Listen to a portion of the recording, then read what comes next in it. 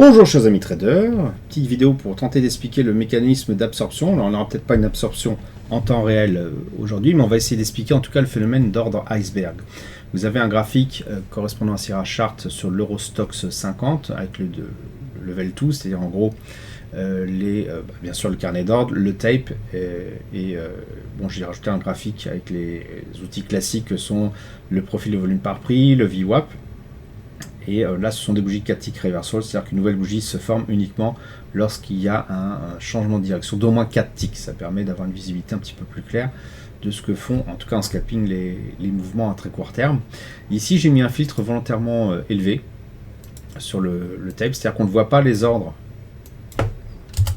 qui sont trop petits, je sais pas, de moins de 20 lots, parce que voilà, c'est un peu noyé dans la masse. Des ordres de voilà, 1, 4, 2, 3 sont essentiellement des particuliers qui font joujou. Et nous, ce qu'on veut voir, ce sont les gros poissons. Alors, je vais mettre 15 par exemple, les institutionnels sont vraiment eux qui font bouger le prix. C'est eux qui nous intéressent, qui est intéressant de voir. Donc les institutionnels, qu'est-ce qu'ils font? C'est eux qui font évoluer le prix. Ils se battent entre eux à coup de, regardez, 90, imaginez 5000 euros, 90 lots. Bon, c'est pas n'importe qui peut faire ça. Ce sont eux qui se battent, qui défendent un niveau de prix donné. Donc là, on est en train de jouer autour des 5027. Vous avez des acheteurs, des vendeurs. Les ordres à court limité apparaissent ici, donc carnet d'ordre classique. Ici, c'est le profil de volume par prix depuis que j'ai lancé ma session. Et d'habitude, là, il y a le buy mob. C'est le mob, donc c'est le market order buy. C'est quoi? C'est en fait, à chaque fois que vous changez de tick, eh bien, on comptabilise le nombre. Voilà, hop, on remet à 0 par exemple ici, et on comptabilise le nombre de transactions au marché sur ce niveau de prix-là, mais uniquement depuis qu'on est revenu dessus. Ça permet de voir un peu qu'est-ce qui s'excite sur ce niveau de prix là. Voilà, si ça marche pas parce que j'ai pas pris le bon abonnement, mais bon, c'est pas grave, ça va pas empêcher de comprendre le fonctionnement. Donc à chaque niveau de prix, vous avez de toute façon de l'absorption. C'est quoi de l'absorption? Vous avez un carnet d'ordre, regardez là, il est en train de se vider sur les acheteurs. Donc, les acheteurs sont en train d'être tout simplement attaqués par les vendeurs, et lorsqu'on arrive à 0, eh bien on recharge. On a un 44. Alors si on ne recharge pas, c'est que tout simplement eh bien, le prix, les gens sont quand même plutôt orientés à la baisse. Là, on a vu qu'on a rechargé, on était à 0, on est revenu à 160, 190. Ça veut dire qu'il y a une volonté eh bien, de maintenir ce prix-là, de défendre ce prix-là, tout simplement parce que certaines personnes sont certainement en train de se positionner à l'achat. On voit effectivement donc des gens qui sont en train de vendre volontairement de manière assez agressive, les institutionnels, pour vider ce carnet d'ordre d'achat. Il y a un combat qui se passe ici. Et pour autant, on ne voit pas d'ordre d'achat assez élevé. Ça veut dire que ce sont soit des petits, soit ce qu'on appelle les ordres iceberg, c'est-à-dire les institutionnels qui, plutôt que faire voilà, étaler un peu leur richesse, ou en tout cas leur volonté de faire eh bien, monter le prix, ils vont par petits lots et rechargent. Regardez, à chaque fois, on était à 0, on est revenu à 500. Ils s'amusent à recharger les institutionnels, ils rajoutent de l'argent discrètement. On voit aucun ordre passer entre un grand nombre, et vous imaginez bien qu'il n'y a pas 500 personnes a priori qui vont acheter ici. Pour autant, le prix s'est mis à monter. Donc voilà, on a à nouveau un combat dans l'autre sens. Donc là, les vendeurs qui sont en train de se battre aussi, on est en train de recharger, regardez, ça baisse, hop, on recharge, ça baisse, hop, on recharge. C'est ça le phénomène d'absorption. C'est une utilisation d'ordre iceberg pour pas forcément faire voir ce qui se passe aux autres et essayer de couillonner un petit peu son adversaire. Alors nous les particuliers, quand on arrive derrière, ce qui se passe, c'est que on regarde les gros ordres et on se dit bon, ils sont tous en train de vendre, donc je vais mettre à vendre et je vais suivre le mouvement. Donc on se fait un peu couillonner. Ce sont les gros requins qui sont en train de bouffer les petits poissons. Donc ce qui va nous intéresser nous, quand on va vraiment profiter d'un phénomène d'absorption digne de ce nom, c'est de voir quand on va avoir une absorption tellement énorme qu'on ne peut pas faire autrement que de la prendre. Si vous avez une quantité de l'eau assez conséquente et que vous voyez qu'il n'y a pas de gros ordres, c'est que vraisemblablement il y a un institutionnel qui est en train d'essayer de couillonner les autres, et il se met dans le sens contraire à ce qui apparaît sur le graphique avec les gros ordres. Et à un moment donné, par exemple ici, si on considère que ce sont des petits ordres d'achat qui sont passés, qui sont en train d'essayer d'épuiser le carnet d'ordre à la vente.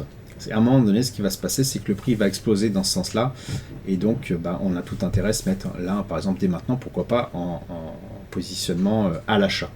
À un moment donné, les institutionnels vont dire bon, là c'est perdu d'argent, ils vont lâcher leur position, ils vont se mettre donc eux qui étaient plutôt vendeurs à racheter leur position. On va voir apparaître des gros ordres ici et le prix va monter. Évidemment, ça c'est le scénario si c'est vraiment un vrai mécanisme d'absorption qui a lieu. Donc on va regarder un peu ce qui se passe. Donc je rappelle ici qu'on a les ordres à cours limité, c'est pas forcément la réalité, hein. On peut avoir des ordres qui sont annulés, posés et annulés, c'est un peu fait pour tromper l'ennemi si je puis dire, et donc faut pas forcément prendre ça pour parole d'évangile, que ce soit donc à l'achat ou bien à la vente, l'un de l'autre côté. Bon, puis ça évolue tellement vite qu'on n'a vraiment pas le temps de se fixer. Par contre, ce qui fait vraiment foi, ce sont vraiment les ordres exécutés au marché, ce qui apparaît vraiment ici. Et donc là, avec le filtre, on va avoir vraiment que les très gros ordres, donc ça va nettoyer un peu tout ce qui est les petits ordres. Et là, on voit quand même qu'il y a du monde, hein. Vous avez pas mal de monde qui sont certes à la vente, d'autres qui sont à l'achat. C'est le fight entre les institutionnels, on ne sait pas encore qu'est-ce qui va gagner. On a quand même une petite idée parce qu'on voit clairement que voilà, tout ce qui est ordre exécuté comme un cours limité a tendance à se recharger. Tous les ordres de vente, regardez, dès qu'ils arrivent à zéro, ils sont chargés, mais au bout d'un moment ils s'épuisent. Voilà, ça vient de monter là. On voit que les vendeurs sont en train tout simplement de se faire vider leur... ils ont mis tous les ordres, tout ce qu'ils pouvaient mettre, hein, tout ce qu'ils voulaient mettre en tout cas, et c'est en train de se vider. Et c'est en train de ne plus résister. Ça se recharge encore, hein, 112, 106, là ça se recharge. Mais ça tient pas. On a un grosse barrière ici à 400 ordres, ça veut dire qu'il faut vider ces 400 ordres pour qu'on arrive, donc avec les achats, pour qu'on arrive à monter encore un coup. Et si on voit que ici ça tient pas, que finalement les institutionnels ne le rechargent pas, c'est qu'a priori, voilà, les acheteurs ont quand même la main. Donc on va voir ce qui se passe, on regarde un peu le graphique, je vais le mettre en mode accéléré, et on va voir ce qui va se passer par la suite. Et pour moi les jeux sont faits, c'est plutôt haussier.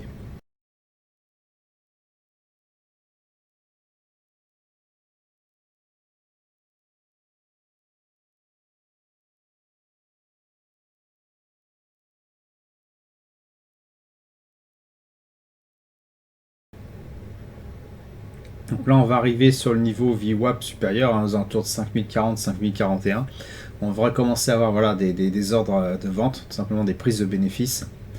Ça ne veut pas dire pour longtemps, hein, que le mouvement est terminé, puisqu'on n'a pas eu encore d'explosion du volume sur le niveau. Hein, 5038, regardez, il n'y a pas grand-chose. 229 plus 329. On est encore loin de voir la somme de tout ce qui est rentré, notamment à 5027, ressortir. Mais on commence à se méfier. Donc on regarde un peu ce que ça donne.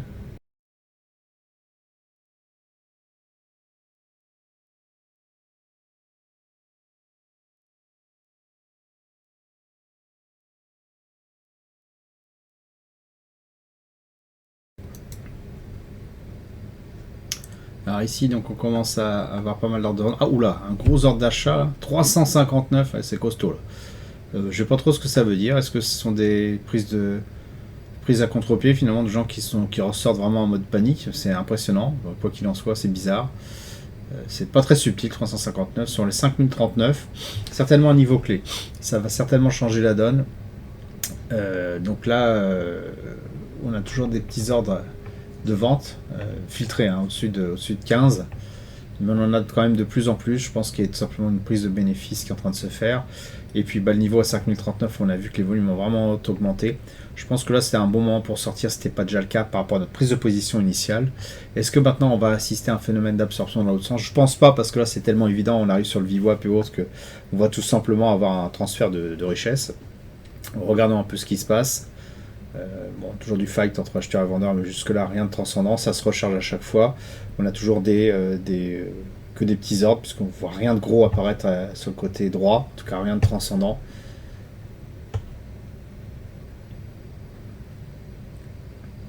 On a de plus en plus de petits ordres comme ça qui sont en train de se vider. C'est une sortie discrète de position.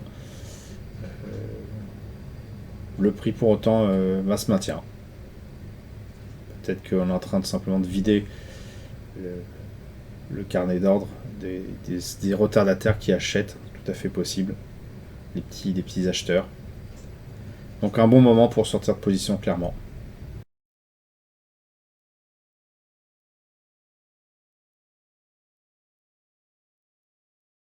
Donc là ici vous avez encore une zone de combat, 5039 avec pas mal de volume. Vous voyez qu'il y a beaucoup de sorties de position à droite, hein, sur le tape de vente. Donc c'est des ordres frappés de vente au marché. Donc c'est en train tout simplement, je pense, d'assécher le carnet d'ordre à l'achat.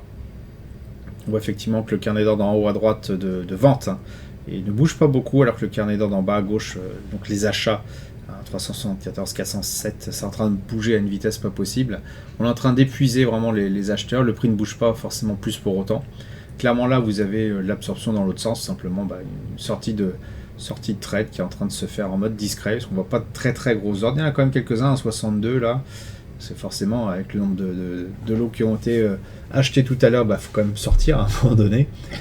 Mais on le fait de manière un peu discrète, de manière à essayer de couillonner un maximum d'investisseurs qui pensent que ça va continuer à monter. Là, je pense que c'est pas le cas ici. Avec les échanges qu'on a une vraie résistance. Il y a un transfert de richesse qui est en train de se produire ici.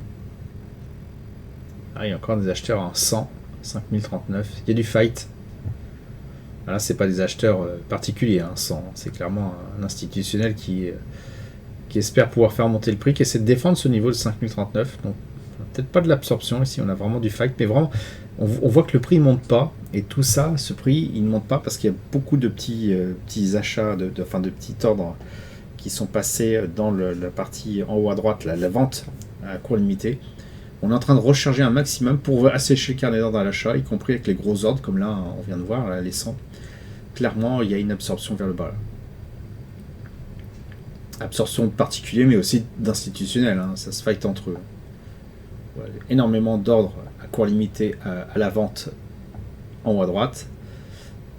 Le prix ne bouge pas d'ailleurs plus que ça, mais on est en train d'assécher en bas à gauche les ordres à court limité d'achat. On voit que ça baisse, regardez, hop, ça baisse, on est en train de vider. Donc là, clairement, les derniers qui sont en train d'entrer se font avoir, ça va certainement baisser. Voilà, la bougie 4 ticks reversal s'est tracée dans le sens opposé, rouge. C'est pour ça que j'aime bien ces bougies-là, c'est qu'ils nous indiquent vraiment quand un mouvement est en train de se faire à contre-pied.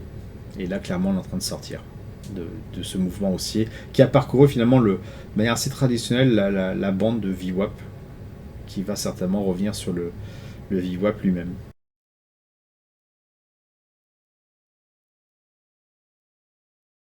Bon, là, clairement, on est reparti donc vers le bas, certainement vers le VWAP. Donc voilà, moi, ce que je voulais vraiment vous faire voir dans ce phénomène d'absorption, c'est qu'il ne faut pas considérer le carnet d'ordre comme, je dirais, les évangiles. Ils peuvent être, entre guillemets, trafiqués ou grugés un peu, soit parce que les ordres qu'on met à court limité peuvent être retirés juste avant d'être exécutés, donc nous induire en erreur, soit parce qu'ils ne font pas apparaître ces fameux ordres iceberg qui permettent, d'une certaine manière, de cacher un peu nos intentions. Et c'est surtout valable entre institutionnels, puisque c'est quand même les plus gros qui font bouger le marché. Notre avantage à nous, dans le phénomène d'absorption, c'est de pouvoir voir ça et de tenter le coup. Alors, c'est pas forcément évident. Là, pour moi, c'était pas très clair. Il y a vraiment des niveaux de prix où c'est beaucoup plus évident. Vous avez une explosion considérable des volumes sur un niveau de prix qui vous dit clairement que oui, il y a quelque chose qui est en train de se passer. L'avantage, c'est que même avec les graphiques classiques, on le voit ça, parce que le profil volume par prix, vous avez un trait qui apparaît très brutalement. Je vous le fais voir aussi dans l'autre vidéo, un petit peu plus haut, dans l'article correspondant à cette vidéo. Et donc, pas forcément besoin de ces graphiques assez complexes à manipuler. Maintenant, avec le tape et tout ce que vous voyez là, vous avez l'avantage de pouvoir voir quand même dans quel sens ça va aller, ce qu'on ne voit pas avec les graphiques en bougie classique. Donc c'est quand même plus sympathique. Voilà, j'espère que vous avez apprécié cette vidéo. Si c'est le cas, merci de laisser un pouce pour m'encourager à continuer. Abonnez-vous à la chaîne YouTube pour ne rater aucune nouvelle publication. Je vous dis merci et à bientôt sur le blog.